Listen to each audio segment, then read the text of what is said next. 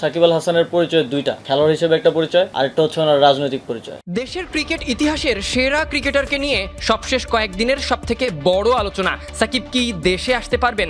নিজের শেষ ইচ্ছা পূরণে ঘরের মাঠ থেকে সাদা পোশাকে বিদায়টা নিতে পারবেন? সে বিষয়ে সমর্থক থেকে সর্বস্তরে নানামুখী আলোচনা হচ্ছে। প্রশ্ন মন্ত্রণালয়েও গড়িয়েছে, সেখান থেকে কি কোনো আশার বাণী পাওয়া গেছে? আচ্ছা, সাকিবকে নিয়ে যুব ও ক্রীড়া মন্ত্রণালয় কি ভাবছে? সাকিবের নিরাপত্তা চাওয়ার এই বিষয়বস্তু নিয়ে কথা গড়িয়েছে ক্রিকেট বোর্ডের সভাপতি পর্যন্ত। তবুও তেমন কোনো আশার ইঙ্গিত পাওয়া যায়নি। এবার প্রশ্ন রাখা হয়েছে মন্ত্রণালয়ের উপদেষ্টার কাছে, সাকিব কি আসতে পারবে এদেশে? তিনি কি নিরাপদ? এর উত্তরে অবশ্য সাকিব সমর্থকদের জন্য কিছুটা আশার বাণী এসেছে।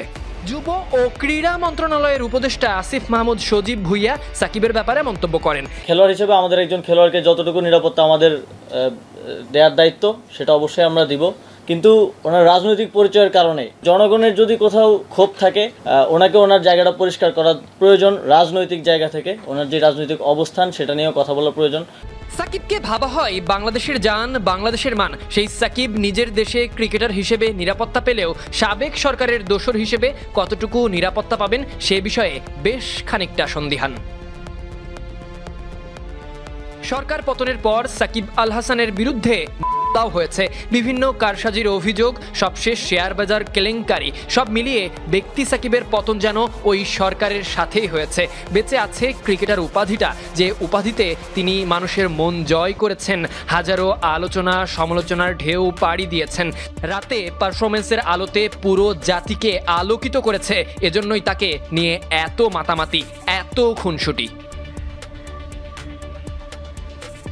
যাই হোক, উপদেষ্টা সজীব ভুইয়ার কথাই স্পষ্ট, ক্রিকেটার সাকিবের নিরাপত্তা সুনিশ্চিত। তবে প্রশ্ন আছে জনমত নিয়ে। তবে সমর্থক হিসেবে ব্যক্তি সাকিবকে ঘিরে আপনার কি মন্তব্য? সুস্বাদু বাদাম, তিল আর স্বাস্থ্যকর গ্লুকোজ সব মিলিয়ে প্রাণ পিনাট বার, স্মার্ট কিছু খাও। জনমতই যেখানে সাকিবের দেশে আসার বড় প্রশ্ন। Sadiq Ahmed, Sunny, BD cric time. Shakib Al হাসানের পরিচয় দুইটা, এটা আমাদের মনে রাখতে হবে। খেলোয়াড় হিসেবে একটা পরিচয়, আরেকটা হচ্ছে ওনার রাজনৈতিক পরিচয়। উনি আওয়ামী লীগের প্যানেল থেকে একজন এমপি ইলেকশন করেছিলেন। তো মানুষের মধ্যে তো এই দুইটা নিয়েই মিশ্র প্রতিক্রিয়া আছে। এখন খেলোয়াড় হিসেবে আমাদের একজন খেলোয়াড়কে যতটুকু নিরাপত্তা আমাদের দেওয়ার দায়িত্ব সেটা অবশ্যই আমরা দিব। তিনি দেশে আসলে আমরা সেটা দিব, এবং তার নামে যে মামলাটা হয়েছে, হত্যা মামলা, সেটার বিষয়ে আমরা ইতিমধ্যেই বলেছি, ইতিমধ্যেই আইন মন্ত্রণালয়ও বলেছে যে সংশ্লিষ্টতা না থাকলে প্রাথমিকভাবেই নামটা বাদ দেওয়া হবে। কিন্তু ওনার রাজনৈতিক পরিচয়ের কারণে জনগণের মধ্যে যদি ক্ষোভ থাকে, তাহলে মনে করেন আমার নিরাপত্তার জন্য কয়জন, 5 জন পুলিশ কনস্টেবল থাকে আর একজন গানম্যান থাকে।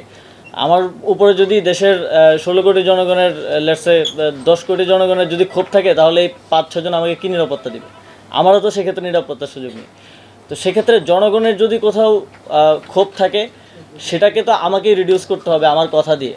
তো আমার মনে হয় যে ওনাকে ওনার জায়গাটা পরিষ্কার করা প্রয়োজন। রাজনৈতিক জায়গা থেকে ওনার যে রাজনৈতিক অবস্থান সেটা নিয়েও কথা বলা প্রয়োজন।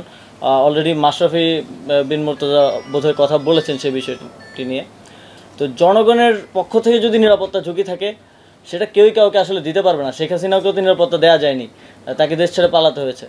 তো সেই জায়গাটা, রাজনৈতিক বিষয়টা পরিষ্কার করা প্রয়োজন বলে আমি মনে করি। কিন্তু একজন খেলোয়াড় হিসেবে আমাদের প্রত্যেক খেলোয়াড়কে নিরাপত্তা দেওয়াই আমাদের দায়িত্ব, এবং সেই দায়িত্বটা আমরা পালন করব।